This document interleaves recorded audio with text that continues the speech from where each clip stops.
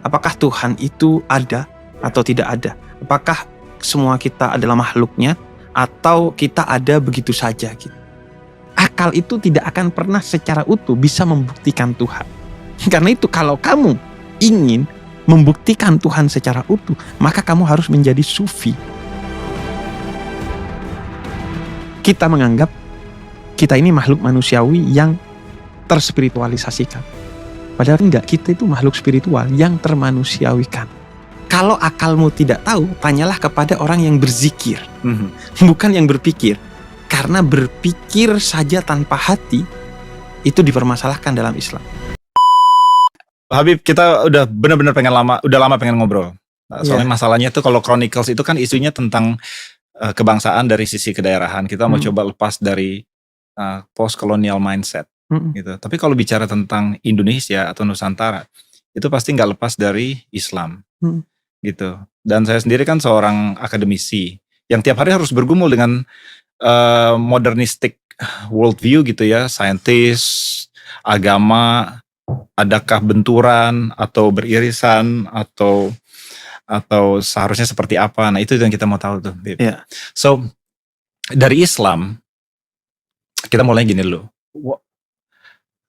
Adakah landasan rasionalitas dalam Islam? Apakah Islam itu kompatibel dengan rasionalitas? Apakah seorang bisa menjadi rasional dan menjadi muslim pada saat yang bersamaan? Iya, jadi ada berbagai perspektif untuk menunjukkan keselarasan antara Islam dan rasionalitas. Iya. Perspektif pertama misalnya adalah perspektif penciptaan, bahwa musuh utama dalam Islam itu tidak terdapat di luar diri seorang muslim, tapi musuh utama itu terdapat di dalam diri seorang muslim. Karena itu sepulang dari satu peperangan besar, Nabi Muhammad katakan, kita pulang dari perang kecil menuju perang besar. Yang perang kecil ini tidak bisa kita tuntaskan kecuali kita selesai dengan perang besar ini. Karena kalau tidak akan ada bias di perang kecil kita kalau perang besar ini belum selesai. Apa itu? Kemudian jihadul akbar, perang terbesar itu adalah perang melawan hawa nafsu dalam diri kita. Yang kalau tidak, maka perangnya akan berbasis kepada nafsu. Seperti yang terjadi di Iran saat ini atas inisiasi Presiden Trump. Karena itu kata Nabi, tidak mungkin kamu berperang yang kecil di luar diri kamu kalau kamu belum selesai dengan diri kamu. Karena itu penyelesaian terhadap diri itu menjadi yang utama dalam Islam. Seperti teori gelas kosong. Kalau gelas kita kosong, mustahil kita bisa mengisi gelas orang lain. Karena itu titik tekan spiritualitas Islam itu adalah pada diri. Bahkan puncaknya adalah bahwa luar diri itu tidak boleh dilihat masalah selama kita masih bermasalah. Contohnya, tidak ada orang pelit. Yang ada hanyalah orang yang terlalu berharap kepada orang lain. Jadi perspektifnya lebih ke diri sendiri, tidak kepada orang lain. Nah, musuh utamanya adalah nafsu. Dan ketika Islam berbicara nafsu, maka posisi binernya adalah akal. Sehingga kalau masalah utamanya dalam Islam adalah nafsu, salah satu komponen variabel penyelesaian utamanya adalah akal. Sehingga kalau Islam memposisikan musuh utamanya adalah nafsu, maka teman utamanya adalah akal itu sendiri. Karena itu ketika berbicara tentang penciptaan, para ulama menceritakan Tuhan itu menciptakan nafsu dan akal. Nafsu disuruh ke barat, dia malah ke timur. Ketika suruh ke timur, dia malah ke barat. Akal oleh Tuhan diperintah untuk ke timur, dia ke timur. Dan ketika diperintah untuk ke barat, dia ke barat. Itu untuk memposisikan keagungan akal dalam Islam. Belum lagi kemudian ada menurut Profesor Quraish Shihab sekitar 49 ayat yang bukan hanya berbicara tentang pentingnya akal, tapi menantang kita untuk menggunakan akal. Afala ta'qilun, afala tatafakkarun. Bukankah kamu seharusnya menggunakan akalmu? Bukankah seharusnya kamu berpikir? Dan lain sebagainya. Sehingga posisi akal itu menjadi sangat sentral dalam Islam. Hanya saja kemudian seringkali posisi akal itu dianggap terpinggirkan dalam Islam karena setidaknya dua fenomena. Pertama adalah puritanisme dalam Islam yang mengajak kita untuk kembali ke Quran dan sunnah ansih tanpa melibatkan akal, padahal itu mustahil. Bagaimana kita bisa kembali kepada Quran dan Sunnah kalau tidak pakai akal, dan bagaimana kita membawa Quran dan Sunnah merintangi zaman hingga 14 abad setelah Nabi Muhammad saat ini kalau tanpa akal itu. Kemudian yang kedua biasanya adalah karena terminologi akal itu sudah dianggap terminologi yang barat sentris. Sehingga kemudian dianggap kalau akal itu produknya barat, kemudian di Islam itu tidak ada rasionalisme barat seperti itu. Karena itu di Islam sebenarnya sama saja dengan di barat. Kalau di barat kemudian ada kritik terhadap rasionalisme yang instrumentalis dari kalangan Mazhab Frankfurt kalau dalam tradisi filsafat pasca modernisme, di mana kemudian ada rasionalitas atau rasio yang instrumental yang digunakan sebagai instrumen untuk membenarkan kepentingan-kepentingan kapitalisme yang ada sebagai produk modernisme pada saat itu. Sebenarnya itu juga yang kemudian diinginkan, dikehendaki oleh Islam, bahwa akal yang budi dalam tradisi filsafat, akal yang suci, yang murni, akal yang tidak berbenturan dengan perangkat-perangkat kemanusiaan lain yang ada pada manusia, baik itu perangkat-perangkat indrawi ataupun perangkat yang khas tradisi Islam, yaitu perangkat hati atau perangkat intuisi. Karena itu di Islam itu dikatakan fas'alu ahla dzikir in kuntum la ta'lamun. Kalau akalmu tidak tahu, tanyalah kepada orang yang berzikir, bukan yang berpikir. Karena berpikir saja tanpa hati itu dipermasalahkan dalam Islam. Sehingga pikiran itu harus tegak lurus dengan zikir, hati. Karena kalau tidak kemudian akal berdiri sendiri tanpa hati, yang terjadi adalah rasionalisme yang cenderung sekularistik, yang itu bisa membahayakan. Wah, ini banyak sekali yang mau di-unpack nih. Tapi mengingatkan saya tentang padanan dari akal itu sendiri. Kan akal dari bahasa Arab ya, akul gitu ya, AQL gitu. Saya bukan orang Arab. Tapi di Barat itu tadi menarik sekali dari mazhab Frankfurt. Karena padanan dari akal yang paling dekat dengan konteks Barat itu logos sebenarnya. Logos itu kata dasar dari logic gitu ya, atau rasional sama gitu. Dan memang logosentrisme itu yang dikritik. Karena dia membenarkan kapitalisme, maka lahirlah postmodernisme. Dan Jacques Derrida itu keluar dengan konsep falogocentrisme gitu, falus logocentrisme, bahwa logos itu patriarkal. Nah seperti itu. Tapi intinya yang saya dapat dari awal itu, Habib bilang bahwa memang akal itu sentral posisinya dalam Islam, dan berarti kita tidak harus antipati terhadap akal. Awal tadi Habib bilang tentang penciptaan. Kadang-kadang di dunia saintifik kita selalu berpikir bahwa di dunia akademik itu orang hostil terhadap konsep Tuhan itu sendiri gitu. Ateisme, agnostisisme itu banyak disuarakan oleh para akademik. Bagaimanakah seorang muslim mempertahankan argumen bahwa ini kita yang paling dasar dulu deh, God exists, Tuhan itu ada.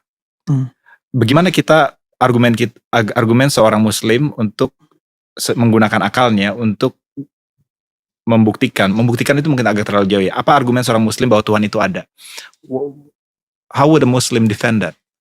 Ya, ada satu tradisi keilmuan tersendiri dalam Islam yang dibentuk secara megah untuk kemudian menjawab tantangan ini. Tradisi itu disebut sebagai tradisi ilmu kalam atau teologi. Yang ini bukan hanya ada dalam tradisi Islam, tapi ada dalam tradisi agama-agama monoteisme. Baik itu Yahudi maupun kekristenan atau Nasrani. Nah, di dalam tradisi ilmu kalam ini kemudian berkembang berbagai pendekatan-pendekatan dengan perangkat argumen-argumennya untuk menjawab tantangan ateisme atau tantangan tentang apakah Tuhan itu ada atau tidak ada. Apakah semua kita adalah makhluknya atau kita ada begitu saja gitu. Ada banyak logika yang kemudian muncul. Salah satunya tentu adalah logika kosmologi. Yang kemudian membayangkan secara sederhana, mustahil segala keteraturan dan keindahan ini muncul tanpa kemudian ada yang bikin. Ada salah satu cerita untuk menggambarkan tentang logika ini, perdebatan antara seorang teis dan ateis, di mana ada orang di seberang kampung yang dipisahkan oleh satu sungai, itu ateis dan mengundang seorang di seberang kampungnya yang dipisahkan sungai yang teis untuk berdebat. Kemudian dia berjanjian jam 4 sore untuk ketemu, tapi sampai jam 4 si teis ini tidak datang. Dia kemudian telat jam 5 baru datang, dan ketika sampai kemudian kata si ateis, lihatlah orang yang bertuhan. Dia justru hidup tanpa kebijaksanaan. Telat. Dia datang aja telat. Kemudian kata si teis ini, iya saya telat karena tadi pas mau nyebrang sungai saya tidak menemukan perahu. Kemudian saya duduk-duduk aja nyandar di satu pohon. Tiba-tiba saya lihat ada satu pohon yang jatuh. Kemudian entah kenapa dia jadi perahu. Dan akhirnya saya naik perahu itu dan saya sampai ke sini. Kemudian kata yang ateis, mustahil ada perahu yang tiba-tiba terbuat dari pohon tanpa dibikin oleh seseorang ahli perahu. Kemudian kata dia, kalau perahu aja tidak kamu bayangkan ada tanpa ada yang membikinnya, apalagi dunia dengan segala keteraturan dan keindahannya. Iya, benar. Jadi itu cerita sederhana, anekdotal untuk menegaskan logika kosmologi bahwa Tuhan itu pasti ada. Kemudian yang kedua adalah logika moral biasanya, bahwa dunia tidak pernah memberikan keadilan secara hukum, secara etik kepada yang ada di dunia ini. Sehingga ketidakadilan yang ada di dunia ini seharusnya menjadi basis moral, basis etik bahwa kita harus meyakini adanya Tuhan dengan segala hukumnya di sana untuk menyelesaikan problem ketidakadilan di dunia ini melalui pengadilan di akhirat kelak. Mustahil dunia akan berjalan seburu ini kalau tidak ada akhirat yang dikendalikan oleh Tuhan secara penuh dengan keadilannya. Iya, itu menarik tuh. Sebenarnya diskusi tentang moralitas, by the way, ilmu kalam itu memang itu ya dari Imam Al-Ghazali. Iya. Itu bahkan dikutip banyak sekali oleh apologis Kristen, gitu loh. Kalam cosmological argument itu mungkin saya mau kasih, walaupun tadi contoh anekdotal yang Habib katakan itu benar-benar masuk gitu ya. Tapi saya mau tegaskan di sini bahwa kalam cosmological argument itu adalah posisi filosofis yang dihormati di dalam lingkup akademik. Jadi kalau kita bicara tentang contemporary philosophers seperti Alvin Plantinga di Notre Dame atau di Eropa Barat, itu semua masih bergumul dengan cosmological argument. Itu bukan posisi, mohon maaf, bukan posisi receh. It's a very sound philosophical standing. Dan akademik masih mendiskusikan itu dalam seminar-seminar. Tapi yang menarik adalah moral argument. Bahwa secara ontologis ada moral absolut. Ada yang benar lepas dari siapa yang menganutnya, lepas dari selera kita tentang yang benar dan salah itu apa. Gitu. Saya melihat ini hal yang sangat sulit didiskusikan. Karena orang bilangnya begini Habib. Toh ada orang yang mengaku Islam tapi hatinya jahat. Gitu ya. Ada orang yang mengaku ateis tapi baik itunya gitu. Jadi gak harus memiliki agama atau bahkan percaya bahwa ada Tuhan untuk jadi orang baik. Moralitas itu tidak memerlukan objektif standar yang notabene adalah Tuhan. Kita jawabnya gimana tuh, Bib? Iya, gini, problem utama dari pembicaraan soal agama adalah bias antara agama dan umat beragama. Iya. Kalau kita tarik pembicaraan ke umat beragama, maka pembicaraan apapun seputar agama dan peran-perannya menjadi banal. Menjadi tidak akan ada titik temunya. Ini yang juga saya sering dapatkan ketika pembicaraan soal toleransi. Kita berargumen tentang toleransi dalam tradisi Islam, baik itu melalui Quran ataupun sabda Nabi Muhammad. Tapi kemudian dipatahkan dengan fenomena adanya intoleransi yang diatasnamakan agama, baik di dalam negeri maupun di luar negeri. Maka diskusi itu menjadi tidak objektif ketika pembicaraannya ke sana. Dan itu telah dibantah oleh misalnya salah seorang tokoh modernis Islam, itu Muhammad Abduh dari Mesir. Beliau katakan begini, saya melihat Islam di Paris meskipun saya tidak melihat Muslim di sana, dan saya melihat Muslim di Mesir tapi saya tidak melihat Islam di sana. Dan itu betul-betul. Saya pernah pulang dari Yaman melalui Mesir itu bersama guru saya, kemudian melihat, saya gak pernah masuk ke Mesirnya, saya hanya pernah lewat bandara Mesir. Itu aja udah penuh dengan mohon maaf, korupsi, penuh dengan sogok menyogok, penuh dengan keribetan administratif yang tidak jelas dan lain sebagainya. Sampai saking frustasinya saya bilang ke guru saya, bukankah ini negaranya Musa ya? Kata guru saya, iya, tapi jangan lupa ini juga negaranya Fir'aun. Oh iya benar.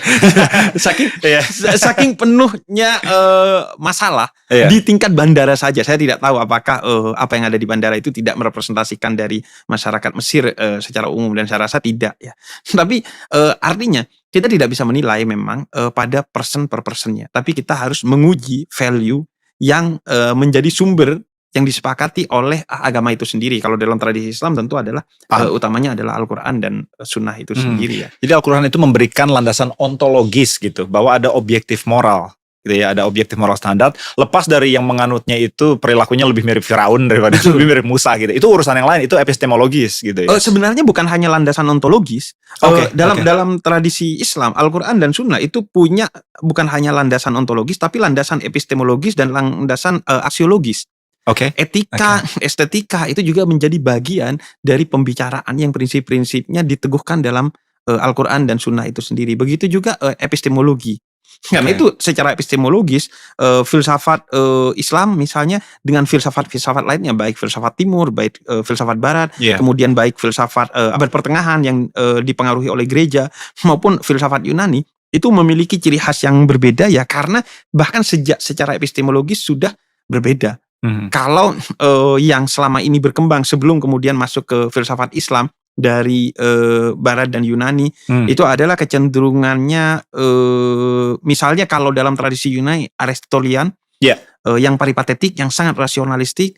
Kemudian di Barat kecenderungannya empirik positivistik bahkan, yang sangat empiris bahkan positivistik, semua dilihat dalam perspektif Indrawi tadi ya. Indrawi, sainsnya pun sains yang sifatnya Indrawi. Empirisis. David Hume. David Hume. Bahkan kemudian sama dengan pertanyaan dasar tadi bahwa soal moralitas Islam atau orang Islamnya juga bermasalah. Sama juga sains itu kalau dilihat dalam perspektif saintisme, sains yang positivistik yang dikembangkan oleh kelompok-kelompok saintisme, itu juga pasti akan bermasalah karena sangat identik dengan ateisme, agnostisisme dan lain sebagainya. Bedanya sains sama saintisme itu apa?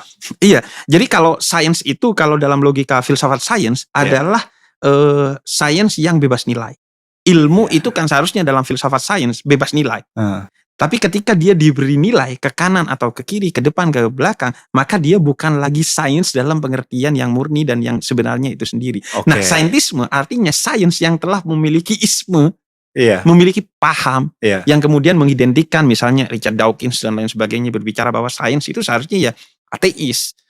Sehingga kemudian saintisme ini, padahal kita melihat justru beberapa saintis-saintis besar, seperti Einstein gitu, dia sangat religius. Bahkan Einstein beberapa kali surat menyurat dan berdebat dengan tokoh-tokoh Katolik gitu, pendeta-pendeta dan romo-romo Katolik gitu, dan bahkan Einstein memberi ruang besar terhadap Tuhan itu sendiri, walaupun Tuhannya Einstein itu relatif berbeda dengan konsep ketuhanan dalam tradisi monoteisme, karena dia lebih ke Spinoza, Tuhannya Spinoza, Tuhan yang sifatnya impersonal, bukan Tuhan personal dalam bayangan monoteisme. Tapi artinya kita lihat bukan hanya secara teoritis, secara praktis begitu banyak saintis yang religius, dan secara teoritis juga kalau kita bicara Islam misalnya,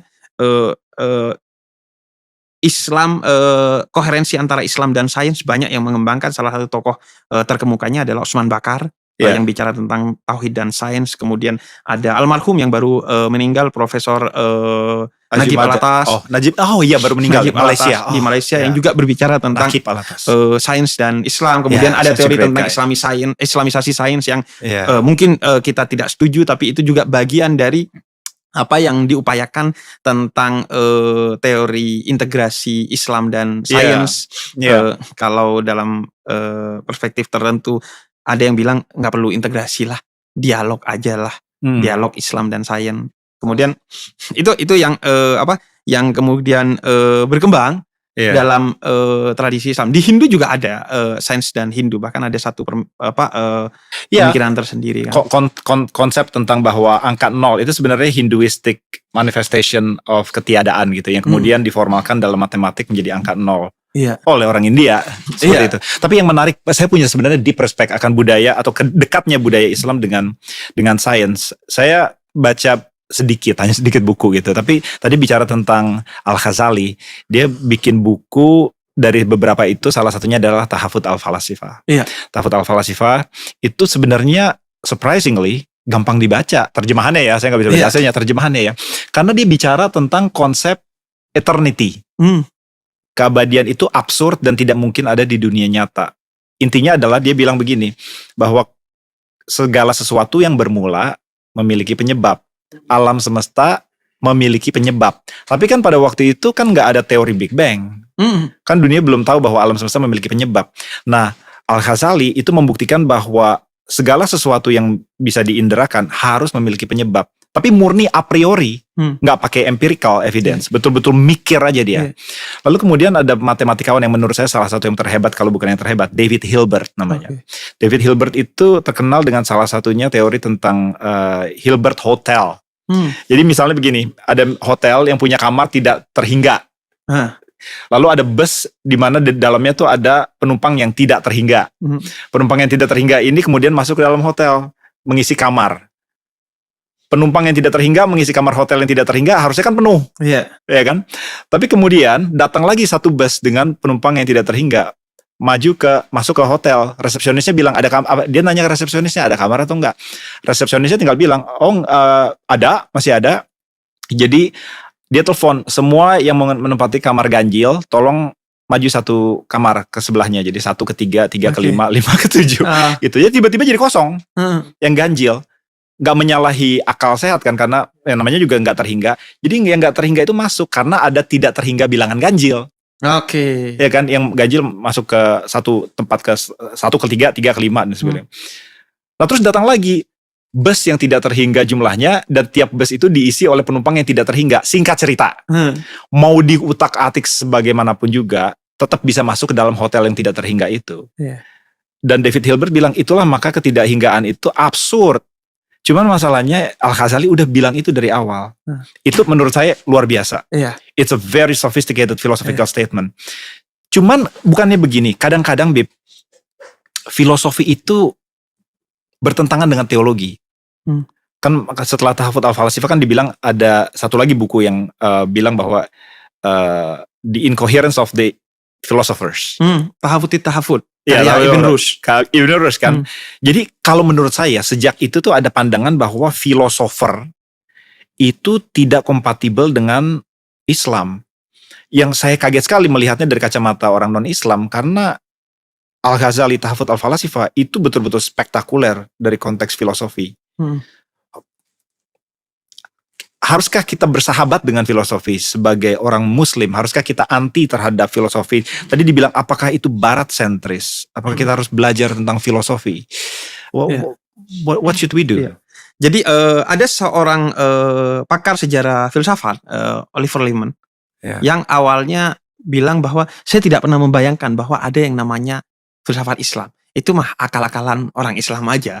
Jadi ya kira-kira mungkin filsafat Islam itu ya filsafat yang kemudian ketika mau dipelajari baca bismillah aja dulu gitu, dan setelah selesai baca alhamdulillah, selesai, itu udah filsafat Islam gitu. Tidak ada yang genuine filsafat Islam. Dan kemudian kata dia, ternyata setelah saya melakukan penelitian, saya salah. Saya mereduksi makna filsafat Islam itu sendiri. Sehingga kemudian dia menulis pengantar filsafat Islam, bahkan dia bersama salah satu filosof Islam kontemporer, Syed Hussein Nasr, menulis menjadi editor terhadap satu buku tentang ensiklopedi tematis filsafat Islam yang sangat mengagumkan, yang menjadi bacaan dalam tradisi sarjana filsafat Islam khususnya di Indonesia, karena sudah diterjemahkan ke bahasa Indonesia. Bukunya sangat tebal sekali. Nah, itu juga yang terjadi pada matematika kan? Bahwa seringkali matematika itu mengalami reduksi, sehingga kemudian matematika itu seharusnya bukan tentang angka saja utamanya, tapi tentang logik. Kan ya. Matematika itu sebenarnya mengajak kita untuk konsisten dalam logik. Sehingga kemudian ada satu curhatan mahasiswa matematika. Kata dia, saya membayangkan ketika saya ambil jurusan matematika, saya akan sering ditanya oleh dosen berapa. Tapi ternyata yang lebih banyak ditanyakan kepada saya bagaimana. Sehingga secara epistemologis matematika itu bukan tentang berapa, tapi tentang bagaimana. Bagus sekali. Jadi tentang logik itu sendiri. Nah, reduksi-reduksi seperti itu yang kemudian seringkali menjadi masalah terhadap sesuatu. Selain menilai satu nilai dengan oknum-oknum di dalamnya, dengan person-person di dalamnya. Nah, begitu juga terhadap filsafat. Sebenarnya tidak pernah ada tradisi permasalahan Islam dengan ilmu. Karena Islam itu menempatkan ilmu bahkan lebih tinggi bagi orang Islam dari ibadah itu sendiri. Jadi suatu hari ada orang yang sedang beribadah di dalam masjid, kemudian ada orang yang sedang tidur di pintu masjid. Kemudian Nabi mau masuk, kehalang orang yang sedang tidur, dan kemudian Nabi berbicara dengan setan yang juga gak bisa masuk ke masjid itu. Kemudian katanya, setan memang kamu ngapain ke sini? Saya mau ganggu orang yang sedang sholat. Iya. Lah, kenapa kamu gak masuk? Ya karena ada orang yang sedang tidur. Loh kok bisa kamu mau gangguin orang sholat tapi kehalang sama orang yang sedang tidur? Kata dia, iya karena yang tidur ini orang yang berilmu. Sedangkan yang sholat itu bukan orang yang berilmu. Itu positioning ilmu disebut dalam Al-Quran, yarfa'illahu alladhina amanu minkum walladhina utul ilma darajat. Derajat orang yang beriman dengan ilmu itu maka lebih tinggi beberapa derajat. Derajat, pokoknya lebih tinggi tanpa dilimitasi derajatnya lebih tingginya berapa. Jauh lebih tinggi dari derajat-derajat orang yang hanya beriman tanpa ilmu itu sendiri. Betul, karena itu positioning ilmu itu menjadi penting sehingga tidak pernah akan ada masalah Islam dengan ilmu secara umum. Masalah orang Islam atau Islam itu sendiri pada akhirnya ketika ilmu itu diidentikan dengan isme tertentu atau diidentikan dengan orang tertentu yang dianggap bermasalah. Maka kemudian muncul penolakan terhadap filsafat yang diidentikan dengan Imam Syafi'i, salah satu tokoh hukum Islam yang sebenarnya kalau kita cek tarikh Islam Ad-Dahabi yang memuat tentang ucapan Imam Syafi'i, itu sebenarnya bukan kritik terhadap filsafat, tapi kritik terhadap ilmu kalam. Kata Imam Syafi'i, saya paling benci sama orang-orang ilmu kalam itu. Bukan ilmunya, tapi orang-orangnya. Karena kenapa? Karena ilmu kalam pada saat itu didominasi oleh orang-orang Mu'tazilah, salah satu kelompok Islam yang cenderung rasionalistik, yang dianggap bermasalah pandangan-pandangannya tentang ketuhanan. Masalah utamanya debat Imam Syafi'i pada saat itu tentang kalam Tuhan, perkataan Tuhan, itu makhluk atau bukan. Kata kelompok Mu'tazilah itu makhluk. Kata Imam Syafi'i bukan, itu kalam Tuhan. Sehingga kemudian masalah. Nah ini seringkali dikutip oleh orang seolah-olah Imam Syafi'i anti filsafat. Bahkan Imam Syafi'i tidak anti ilmu kalam. Karena Imam Ghazali yang Syafi'i yang pengikut Imam Syafi'i. Kemudian ada banyak Imam Al-Haramain itu pengikut Imam Syafi'i juga tokoh kalam. Tadi kan ngomong tentang saintisme, bahwa sains itu seharusnya tuh bebas dari pandangan gitu. Maksudnya gini, saya bisa bikin bom.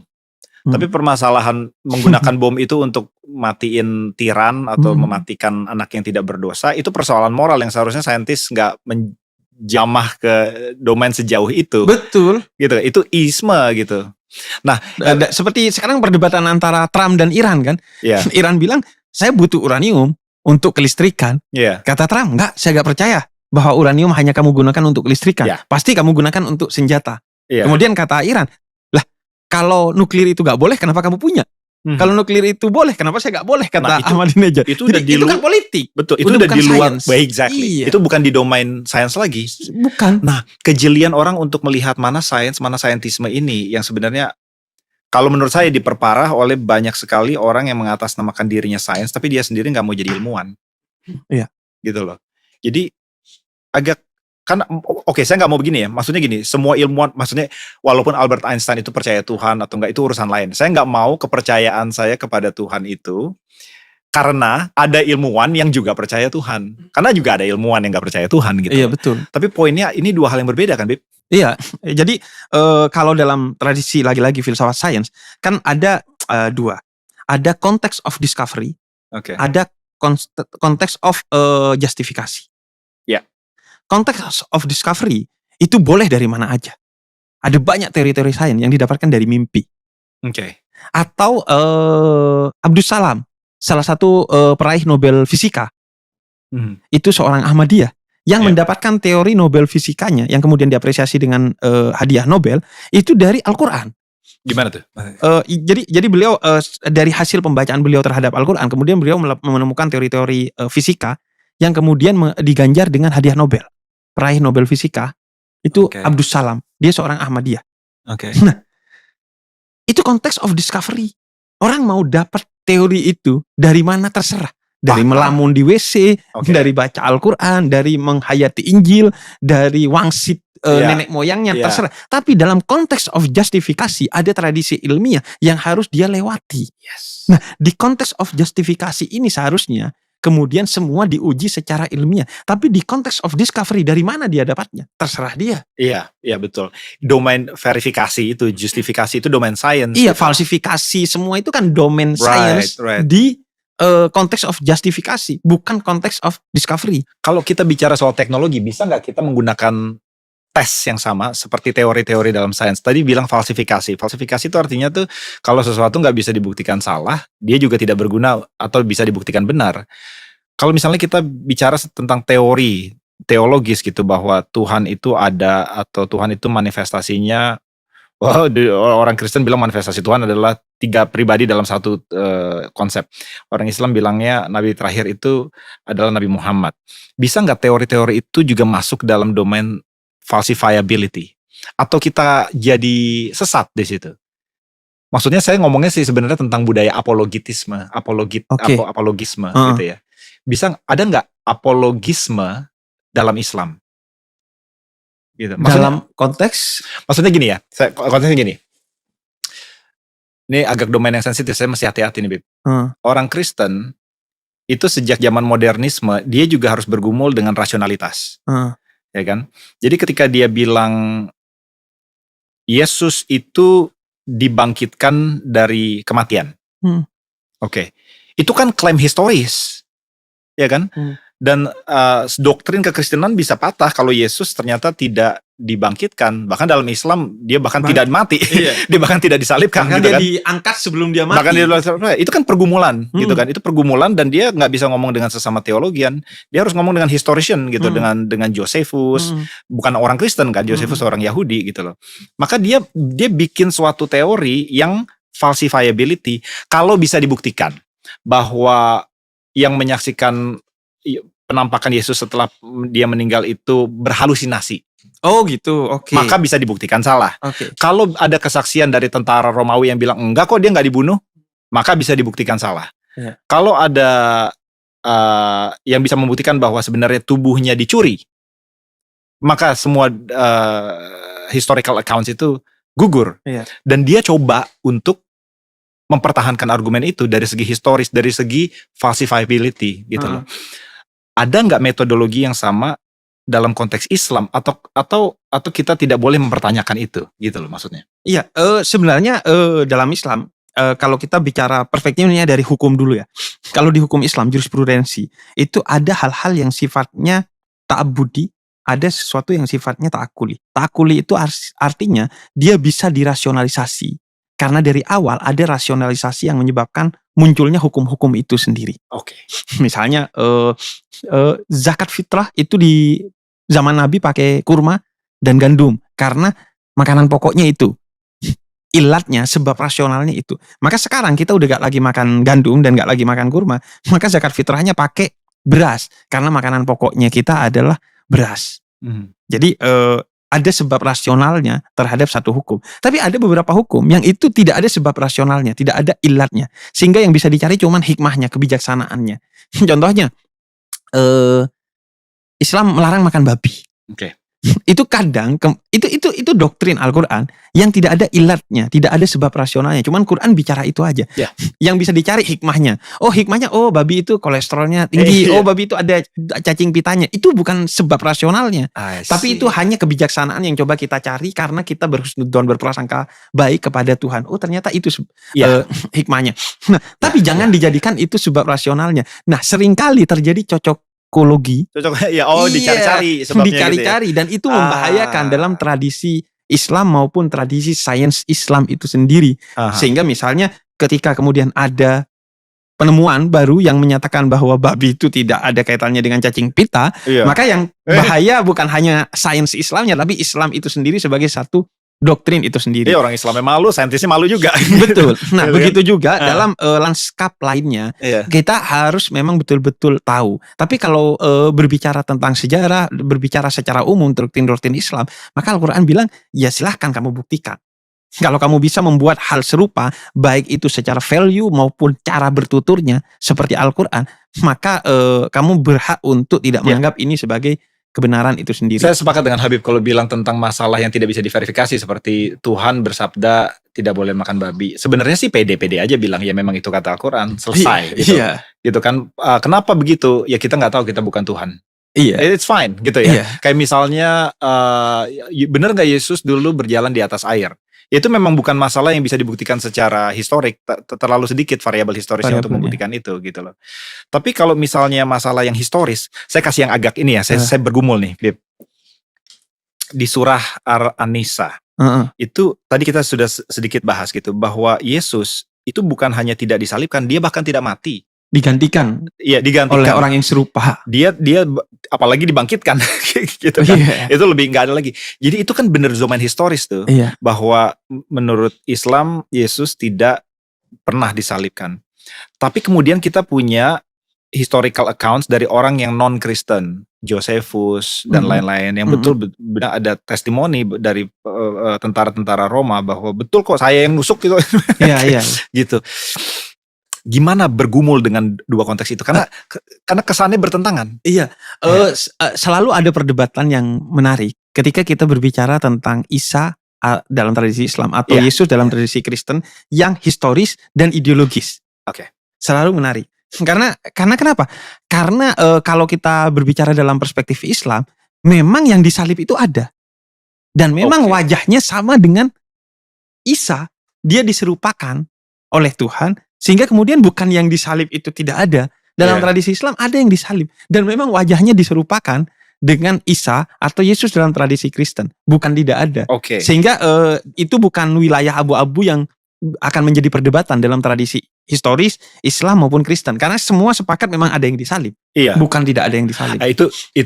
Itu argumen yang nggak bisa dibantah itu. Maksudnya gini, gimana caranya kita nggak punya aparatus metodologis atau filosofis yang bisa membantah itu. Kalau memang Tuhan sudah bilang bahwa percis sama sampai baunya pun sama, diganti selesai. Itu memang bagian dari kemukjizatan kan. Kalau dalam tradisi Islam, sebenarnya juga dalam tradisi kekristenan kan. Selesai kalau begitu. Selesai. Mau bilang apa lagi, orang diganti plek gitu kan. Dan tapi kan soal Yesus historis itu kan kemudian menjadi pergumulan yang panjang kan. Yang kemudian kadang terbentur dengan tradisi Islam, kadang terbentur dengan tradisi kekristenan. Saya rasa perlu dipahami background nih. Pada waktu itu orang Yunani udah punya agama. Kan tadi saya bilang bahwa orang Persia udah punya Zoroastrianisme. Lalu masuklah dari semenanjung Arabia gitu ya. Sebuah agama baru gitu. Dia kan gak tiba-tiba kasih tahu orang Persia atau orang Yunani nih yang benar yang ini. Terus orang Yunani dan Persia bilang ya deh gitu kan. Begitu kan. Dia harus bergumul gitu. Pada waktu itu ada konsep tentang oneness. Dari Islam dia bilang itu mah tauhid gitu. Atau ada konsep emanasi, ya itu bisa dijelaskan gitu. Dia harus berasimilasi kan, agama masuk ke dalam sebuah kultur. Nanti saya juga mau segue ini pendapat Habib tentang begitu Islam masuk ke Nusantara gitu ya. Dia kan tidak harus bergumul dengan konsep yang sudah ada. Pada waktu itu sudah ada kepercayaan konsep tentang oneness. Orang dulu kan nggak bodoh gitu loh. Betul. Dia harus bergumul. Betul. Nah, apakah kalau konsepnya sudah ada maka tidak revolusioner? Hanya karena semata-mata sudah pernah ada. Loh, oneness itu sudah ada sebelum Islam.